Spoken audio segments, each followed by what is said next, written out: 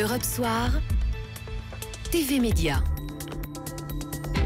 TV Média avec Eva Rock. Bonsoir Eva. Bonsoir Nicolas, bonsoir à tous. Et ça ne vous a pas échappé, les chaînes de télé se sont lancées dans une bataille autour des documentaires politiques, notamment tous ceux consacrés à Emmanuel Macron. Oui, et ça va continuer parce que c'était l'événement hier soir, vous en avez beaucoup parlé sur l'antenne, un documentaire en immersion, 90 minutes dans les coulisses de la campagne d'Emmanuel Macron.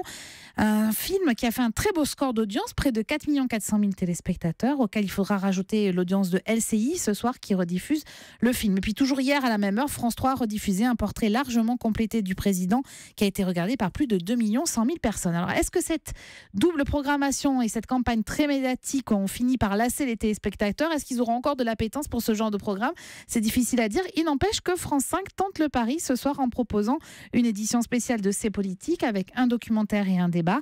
Un film sur la campagne dans son ensemble avec des images inédites et un mot qui rythme ce programme, le dégagisme. Alors vous nous avez parlé de TF1, de France 3, de France 5 et France 2. Eh bien France 2, c'est jeudi, elle dégaine la chaîne, un nouveau documentaire dans le cadre d'Envoyé spécial, un film qui est réalisé par Bertrand Delay. Alors j'ai pu voir le film dans son intégralité cet après-midi. Vénarde. Et oui, le journaliste en fait, qui avait déjà réalisé des documentaires sur Emmanuel Macron et qui le connaît très bien, a choisi de le suivre pendant la campagne, mais contrairement au film de TF1 de hier soir, il y a très peu de séquences off, comme on dit. La force du programme, elle repose sur des interviews qui ont été réalisées pendant la campagne. C'est-à-dire que Emmanuel Macron commente ses meetings, ses tactiques, revient sur les grands moments comme le meeting à la porte de Versailles, l'alliance avec François Bayrou ou encore l'épisode Whirlpool. On le découvre très bon analyste politique, il fustige notamment les primaires qui sont décrites comme des concours de vachettes. Il est très critique aussi vis-à-vis des médias.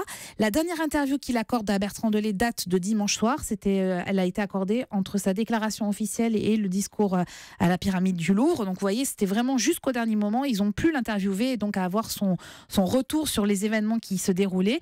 Le film a pour seul objectif d'apporter un regard politique sur la campagne, comment se construit un moment comme celui-là, et en ça, il est très réussi. Au fond, si vous voulez, les deux documentaires, à la fois celui de TF1 et celui de France 2, finalement, se complètent et se répondent. Reste la question de l'après, parce que va-t-il se passer pendant la présidence d'Emmanuel Macron? Depuis dimanche, on sait que plus aucune interview n'est possible. Élise Lucet et Bertrand Delay espèrent pourtant pouvoir poursuivre leur travail pendant encore au moins un an, c'est-à-dire continuer à interviewer Emmanuel Macron, mais rien n'est moins sûr. Ce soir, que regardez-vous à la télévision, Eva? Alors, si vous ne regardez pas France 5, je vous conseille France 3 et la fiction La vie devant elle à partir de 20h55. C'est une deuxième saison, mais si vous n'avez pas vu la première, ce n'est pas grave, vous arriverez à suivre. On raconte le destin de 3 amis inséparables dont les pères ont été tués lors d'un accident dans une mine. On les retrouve donc 3 ans plus tard, ces 3 filles. Elles entrent dans la vie adulte en pleine période giscardienne. C'est un film sociétal mais mêlé à une romance. C'est très très réussi. Merci beaucoup Eva Rock.